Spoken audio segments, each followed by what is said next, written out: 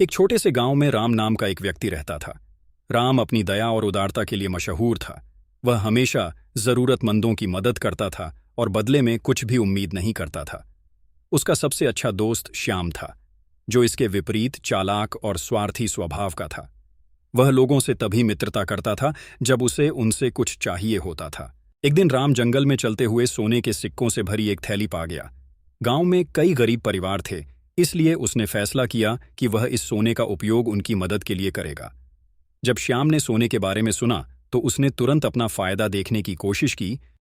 श्याम ने राम से कहा, प्रिय मित्र, तुम्हें यह सोना इसलिए मिला है क्योंकि तुम एक अच्छे इंसान हो, लेकिन सोचो तुम्हारी जिंदगी कितनी आसान हो जाएगी अगर तुम इसे अपने पास रखो। तुम एक बड़ा घर बना सकते हो, नए कपड़े खरीद सकते हो और आराम से जी सकते हो। इस धन से तुम अपनी सारी जरूरतें पूरी कर सकते हो और अपने लिए हर वह काम कर सकते हो जिसकी कामना तुमने आज से पहले कभी नहीं की हो। इसलिए इस धन को तुम ही रखो और इस सोने पर तुम्हारा ही हक है।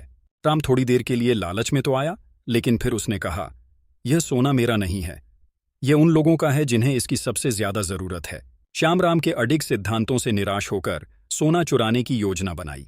उस रात वह राम के घर में घुसा और सोने के सिक्के चुरा लिए। अगले दिन जब गांव वालों को पता चला कि सोना गायब है तो वे बहुत परेशान हो गए। राम का दिल टूट गया, लेकिन उसने किसी पर आरोप नहीं लगाया। इसके बजाय उसने गांव वालों से कहा, सोना चला गया है, लेकिन हमें अपनी मदद और सहारे को जारी रखना चाहिए।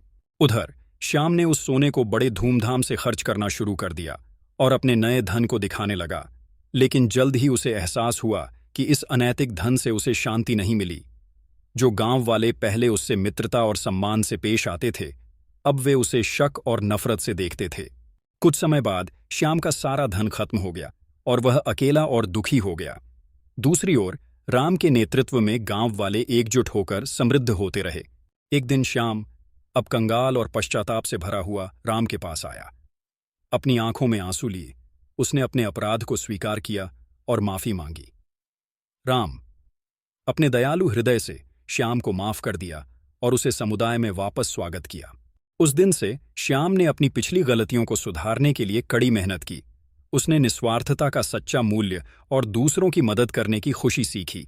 इस प्रकार गांव सोने के कारण नहीं, बल्कि उनके आपसी प्रेम और सहारे के कारण समृद्ध हुआ।